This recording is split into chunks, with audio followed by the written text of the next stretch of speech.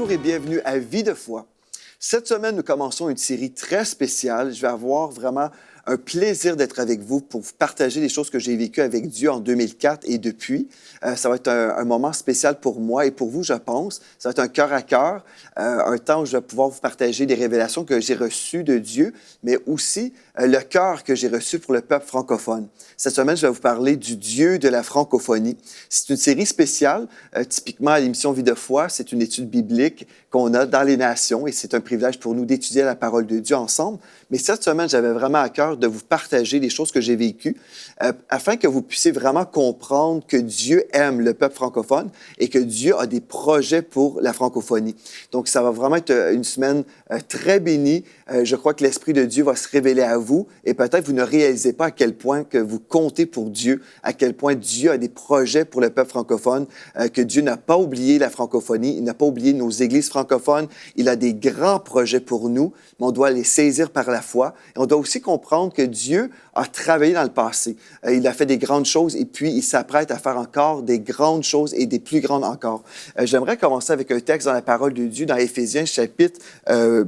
En fait, je vais juste vous lire à partir du verset 17 qu'il est écrit. Il est écrit que le Dieu de notre Seigneur Jésus-Christ, le Père de gloire, vous donne un esprit de sagesse et de révélation dans sa connaissance.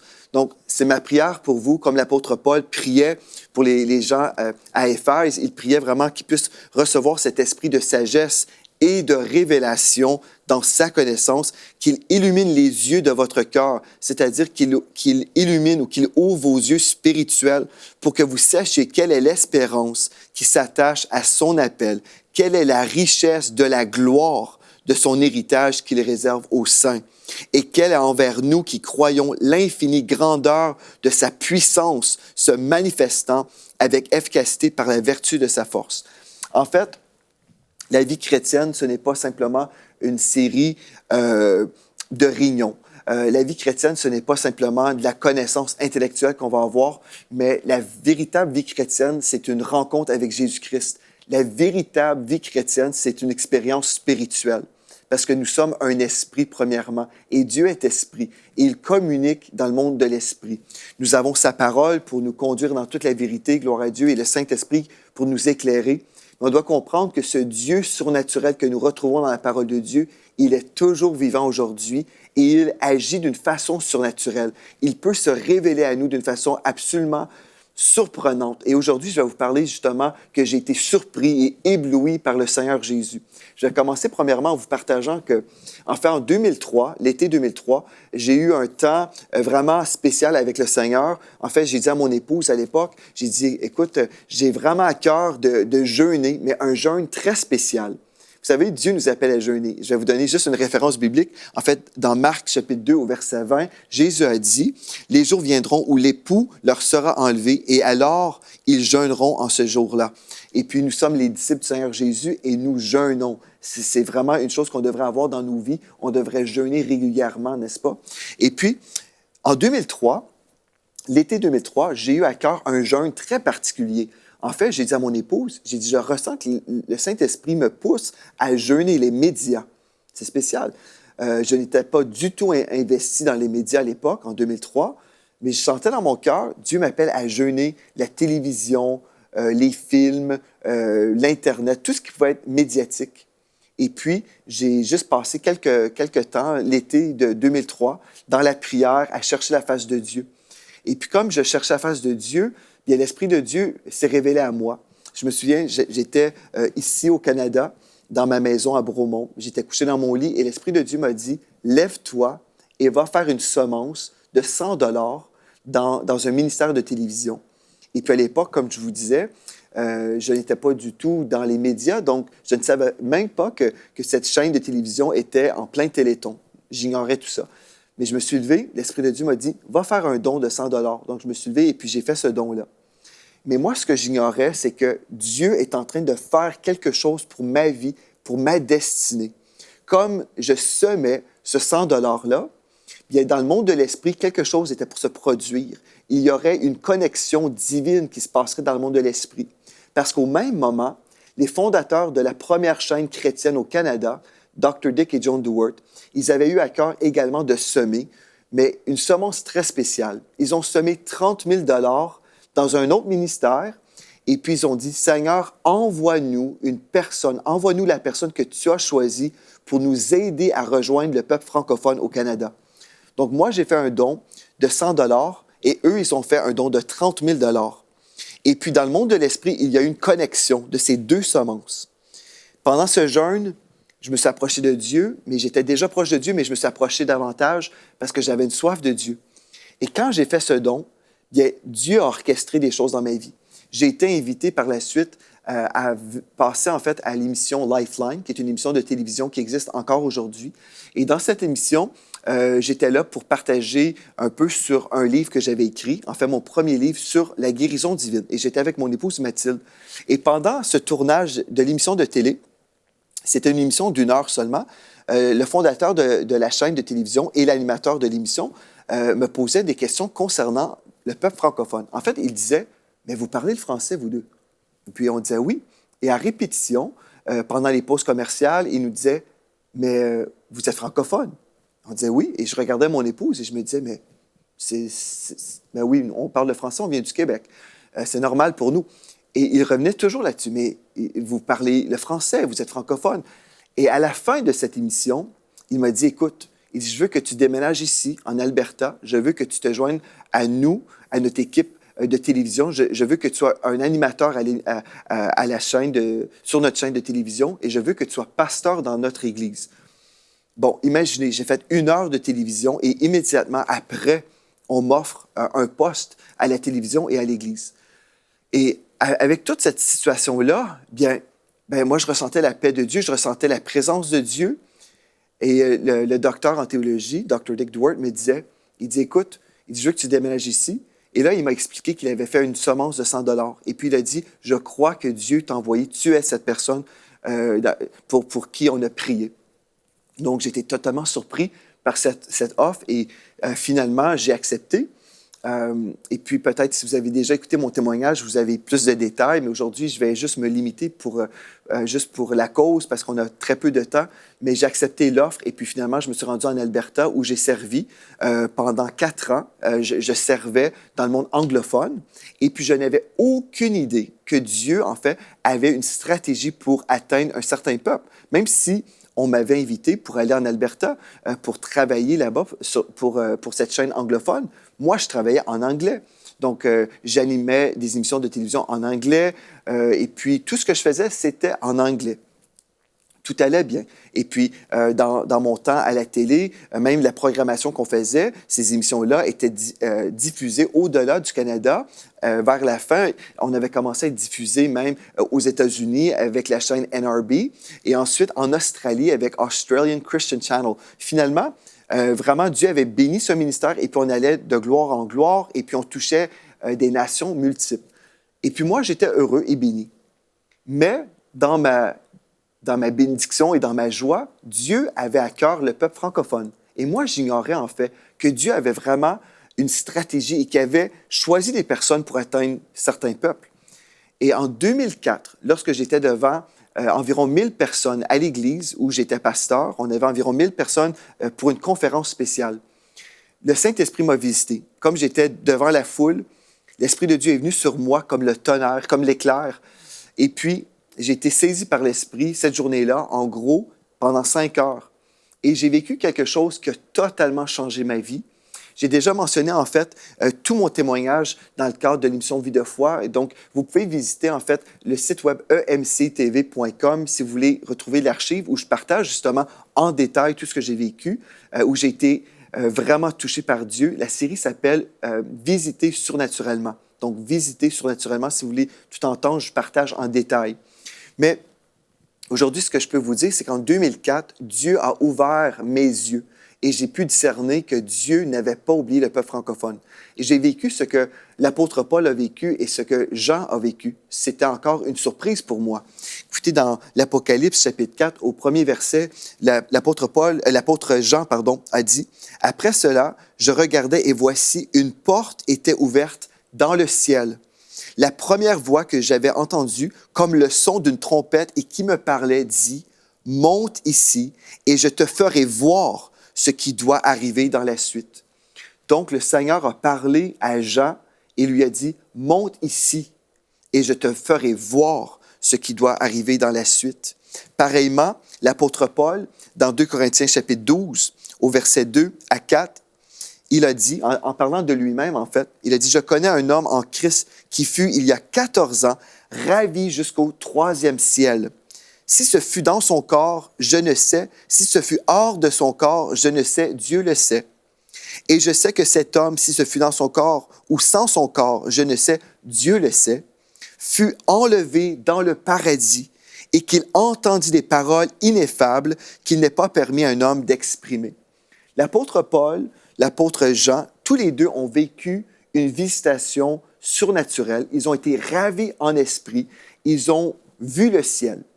En 2004, comme je vous dis, j'étais devant 1000 personnes et j'étais ébloui par Jésus, surpris. Je ne m'attendais pas de vivre une telle visitation. Je m'attendais de vivre la bénédiction de Dieu parce que c'était une réunion et puis j'étais dans l'expectative qu'on était pour vivre quelque chose, mais je n'avais aucune idée que j'étais pour vivre ce que l'apôtre Paul a vécu, ce que l'apôtre Jean a vécu. Ce qui s'est produit, comme j'étais couché par terre, j'ai vu le visage du Seigneur Jésus et des yeux de feu.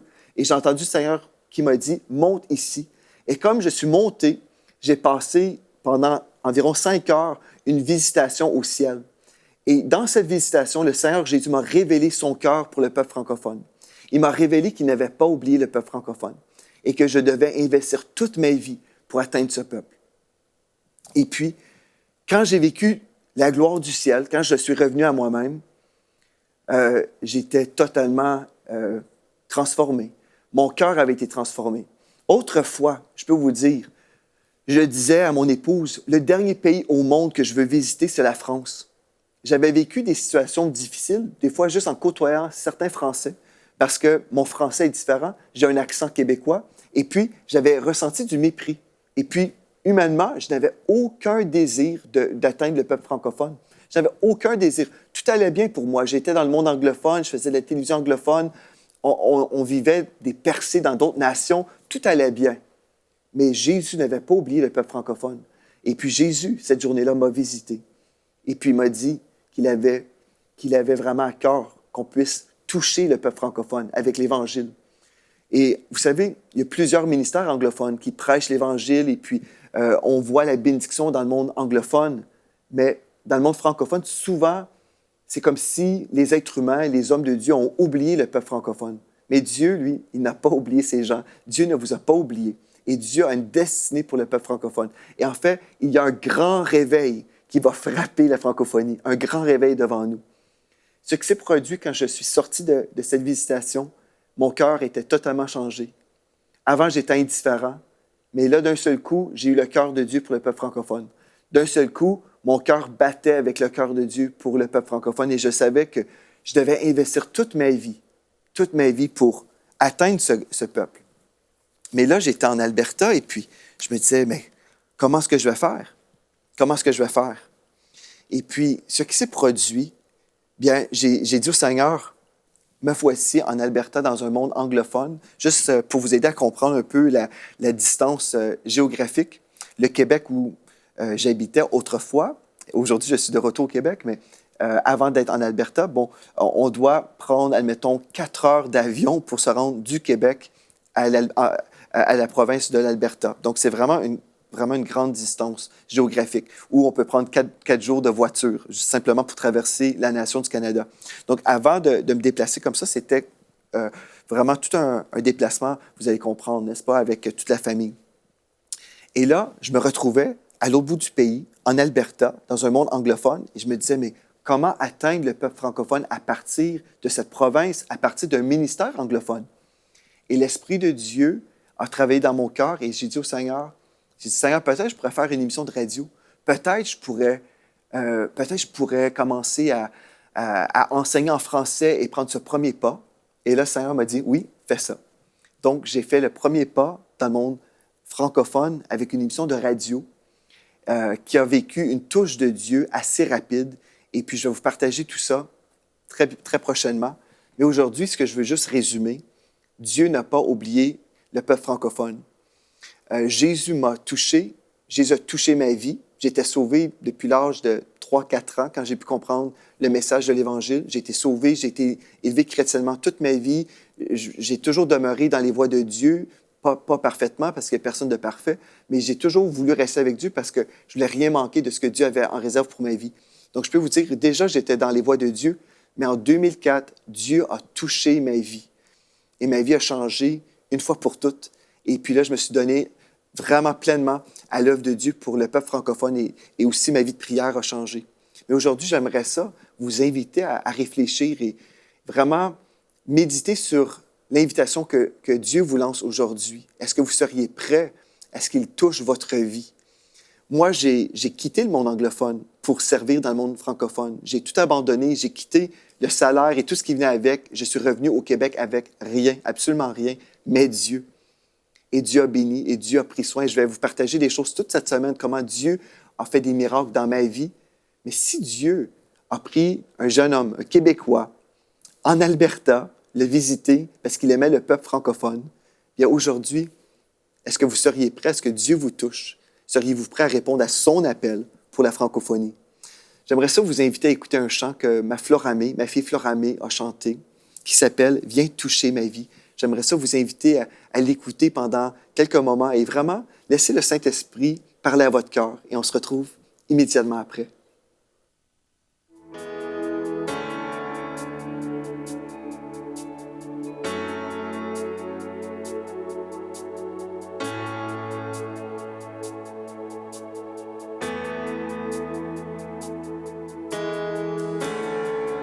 Oh, quelle paix dans ces moments, dans les calmes de ta présence, quand le bruit faiblit et tu parles à mon âme. Tu as toute mon attention, fais-moi entendre ta voix. Je ne veux rien manquer. Seigneur, mon cœur désire plus de toi. Mon cœur recherche ta face, alors je cède à toi. Tout en moi est ému par ton amour, captivé par qui tu es. Conduis-moi à te connaître plus encore. Je veux m'approcher de toi, laisser mes peurs derrière moi. Seigneur, viens toucher ma vie à nouveau. Oh, oh, oh, oh, oh,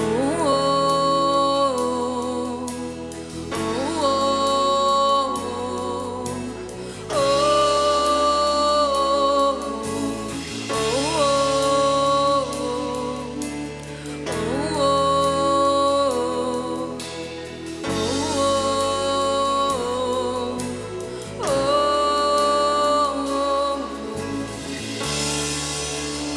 soleil dans l'aurore, comme la brise dans la nuit, ta paix me restaure, tu me donnes la vie. Il n'y a aucune hésitation dans ton amour, ton affection, rien n'est comparable. Seigneur, mon cœur désire plus de toi. Mon cœur recherche ta face, alors je cède à toi. Tout en moi est ému par ton amour, captivé par qui tu es. Conduis-moi à te connaître plus encore. Je veux m'approcher de toi, laisse mes peurs derrière moi. Seigneur, viens toucher ma vie à nouveau. Oh, oh, oh, oh, oh, oh, oh,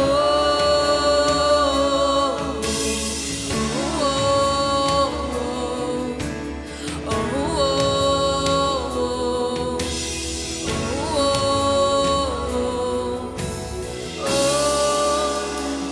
j'ouvre mon cœur, Seigneur. À toi, j'ouvre mon cœur à jamais. Donc fais ce que toi sais faire. Jésus, viens régner dans ma vie. À toi j'ouvre mon cœur, Seigneur. À toi j'ouvre mon cœur à jamais. Donc fais ce que toi seul sais faire. Jésus, viens régner dans ma vie. À toi j'ouvre mon cœur, Seigneur. À toi j'ouvre mon cœur à jamais. Donc fais ce que toi seul sais faire. Jésus, viens régner dans ma vie.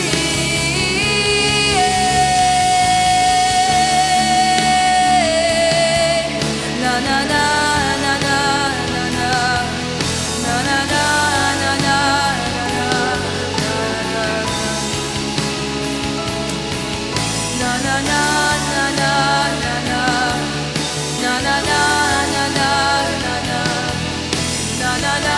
na na na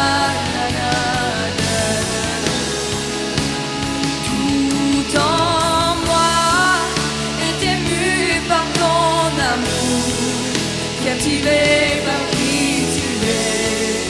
Conduis-moi à te connaître plus encore.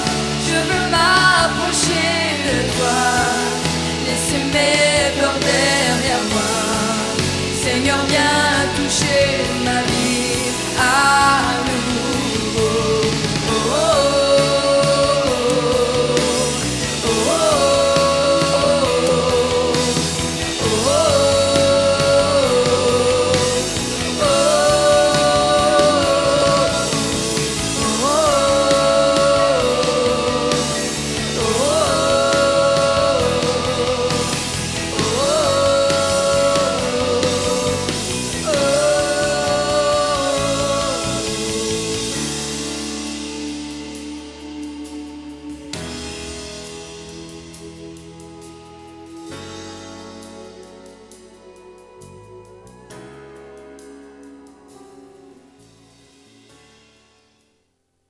Gloire à Dieu, gloire à Dieu. Quelle bénédiction d'entendre Floramé chanter ce chant. Viens toucher ma vie à nouveau. Comme je vous partageais, Dieu a touché ma vie plus qu'une fois. J'ai été révolutionné par lui, par son amour. Et puis Dieu a changé mon cœur pour le peuple francophone. Vous savez, je pourrais vous lire un texte dans la parole de Dieu concernant l'apôtre Paul, que vous connaissez certainement, dans Actes, chapitre 26, au verset 15, lorsqu'il a eu sa rencontre avec Jésus. Il répondit, « Qui es-tu, Seigneur? » Et le Seigneur lui dit, « Je suis Jésus que tu persécutes. Mais lève-toi et tiens-toi sur tes pieds, car je te suis apparu pour t'établir ministre et témoin des choses que tu as vues et de celles pour lesquelles je t'apparaîtrai.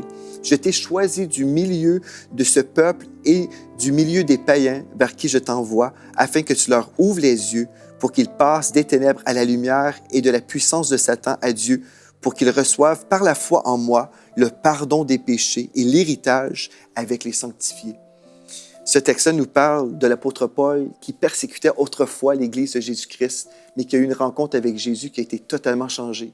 Pareillement, moi, je n'étais pas un persécuteur des Français, mais je n'avais aucun désir de rejoindre ces gens-là avec l'Évangile de Jésus-Christ. Mais une rencontre avec Jésus a changé ma vie. Et puis je sais que si vous avez rencontré Jésus, votre vie a été changée.